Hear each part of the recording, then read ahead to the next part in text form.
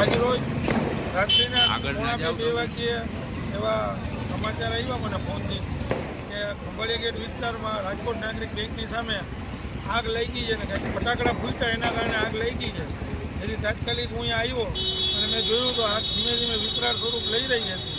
મેં તાત્કાલિક ફાયર વિભાગને જાણ કરી અને ફાયર વિભાગની ટીમ ત્વરિત યુદ્ધના ધોરણે હાજર રહી અને આ આગને બુઝાવેલ છે. આ કોઈ ફટાકડાના કારણે જ આગ લાગી હતી, કારણ કે આતિશબાજી આજનો તહેવાર ખૂબ મોટો તહેવાર છે અને લોકો પણ પોતાના હર્ષોલ્લાસમાં ઉજવણી કરતા હોય અને કોઈ ફટાકડો પડવાના કારણે આગ લાગી.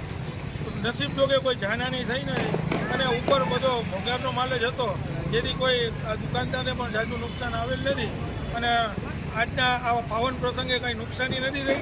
ફાયર બ્રિગેડની ખૂબ સારી કામગીરી છે અને આ માતાજીને બધાને આશીર્વાદ કે આવા કોઈ નાના બનાવ બનીને મટી જાય અને તાત્કાલિક આવી ફાયરની ટીમ પહોંચી જાય એવી જ પ્રાર્થના અને આપના માધ્યમથી બધાને નવા વર્ષની શુભકામનાઓ. ઓફિસર કેતનભાઈ નાખવાનો ફોન આવે કે ખંભાળિયા ગેટની બાજુમાં સ્ટેશનની બાજુમાં ચોથા માળે આગ લાગેલ હોય. તાત્કાલિક ઘટના સ્થળ ઉપર આવી અને કામગીરી ચાલુ કરેલી અને વધારે જરૂરિયાત તો હોવાથી 2 ગાડી વધારે મગાવેલ અને સીઓપી સાહેબને પણ બોલાવેલ અને 1.5 કલાકની અંદર સંપૂર્ણ આગ બુઝાવી અને ક્લિયર કરાય. કોઈ જાનહાનિ કે કોઈ બનાવ બનાવેલ નથી. સાહેબ, શું કારણે આગ લાગી? અંદાજ એવો લાગે છે કે શોર્ટ સર્કિટથી લાગી હોય, આપણે ફટાકડાના હિસાબે લાગી હોય, પણ આકસ્મિક કહી શકાય.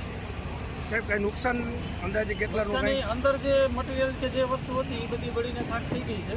બાકી નુકસાનનો અંદાજ તો જે વસ્તુ અંદર હોય એના ઉપરથી આપણે ચાલે.